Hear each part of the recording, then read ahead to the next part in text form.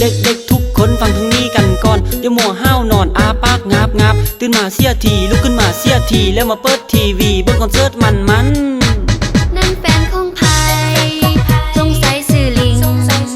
มือซ้ายจับไม้ห้องเพลงฮิปฮอปเจ้าคนขี้ไล่มานี่เอาไม้มานี่แล้วฮิปหนีไปได้ไปคอนเสิร์ตมาแล้วก็กลับมาฮอตบ้านได้เปิดทีวีเบิ่งคอนเสิร์ตตนเองอาจจะยิ้มหวานเพราะตัวเองนั้นล้อหลอกค่อยบ่งึดบ่งอตัวน้อยๆอยู่ข้างๆว่าเรื่องความข้าวแค่นี้แหละที่ข้าวกว่าว่าเรื่องความซัวแค่นี้แหละบ่ซัวกว่าค่อยบ่แม่นคนซัวค่อยเป็นคนดีพอปิดทีวีเศร้าแค่ก็ห้องทางแต่ลิงเป็นยังคือมาลงตัวเองไอ้บ่ได้ลงไอ้กำลังมาแหงจังแม่นป้าแข่งเที่ยงก็เก่งอีกเนาะขึ้นมาฮูบ่รอเที่ยงยังลงตัวเองเจ้าคนขี้ลายเอาสมบ่เจ้าคนขี้ลายเอาสมบ่เวลาไปใส่มีสาวๆมาหุ้มห่อค่อยบ่ได้หล่อนะแต่มาหุ้มเฮ็ดยังโอ้ What's up man มันบ่เป็นแบบนั้นเอาจังซี่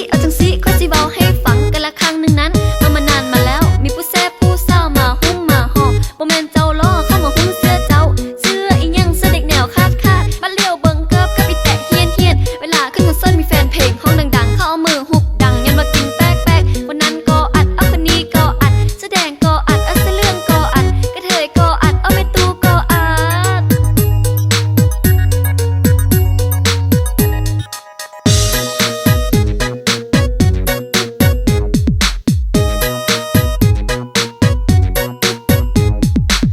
แล้วก็ด่าแล้วด่าอีกพิงก็ด่าหน้าพี่ดอมก็ด่าเขาตูค่อยว่านั่นเป็นคนไล่ใจเวลาไปใส่มีแต่คนเบาให้คนตุ้ยก็เว้าเอาคนจอยก็เว้าแม่นสมบ่แม่นค่อยสมบ่จะเป็นคนหุ่นดีเบิ่งตัวเองเด้อสูงก็สูงข้าวก็ข้าวข้าก็ยาวเวลาลมเบาได้ก็บ่มักเวลาลมเบาได้ก็บ่มักนั่นแฟนของไผสงสัยสื่อลิงมือซ้ายจับไม้ห้องเพลงฮิปฮอปเจ้าคนขี้ไล่มานี่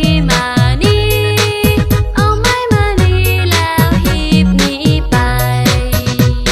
ได้ไปคอนเสิร์ตมาแล้วก็กลับมาฮอตบ้านได้เปิดทีวีเบิ่งคอนเสิร์ตตนเองอาจจะยิ้มหวานเพราะตัวเองนั้นล้อหลอกค่อยบ่งึดบ่งอตัวน้อยๆอยู่ข้างๆว่าเรื่องความข้าวแค่นี้แหละที่ข้าวกว่าว่าเรื่องความซัวแค่นี้แหละบ่ซัวกว่าค่อยบ่แม่นคนซัวค่อยเป็นคนดีพอปิดทีวีเศร้าแค่ก็ห้องทางแต่ลิงเป็นยังคือมาลงตัวเองไอ้บ่ได้ลงไอ้กำลังมาแหงจังแม่นป้าแข่งเที่ยงก็เก่งอีกเนาะขึ้นมาฮูบ่รอเที่ยงยังลงตัวเองเจ้าคนขี้ลายเอาสมบ่เจ้าคนขี้ลายเอาสมบ่เวลาไปใส่มีสาวๆมาหุ้มห่อค่อยบ่ได้หล่อนะแต่มาหุ้มเฮ็ดยังโอ้ What's up man มันบ่เป็นแบบนั้นเอาจังซี่ค่อยสิเว้าให้ฟังกันละครั้งนึงนั้นมานานมาแล้วมีผู้แซ่บผู้สาวมาหุ้มมาห่อบ่แม่นเจ้าล้อเข้ามาหุ้มเสื้อเจ้าเสื้ออีหยังเสื้อเด็กแนวคาดบัดเลี้ยวเบิ่งเกิบกับอีแตะเฮียนเวลาขึ้นคอนเสิร์ตมีแฟนเพลงห้องดัง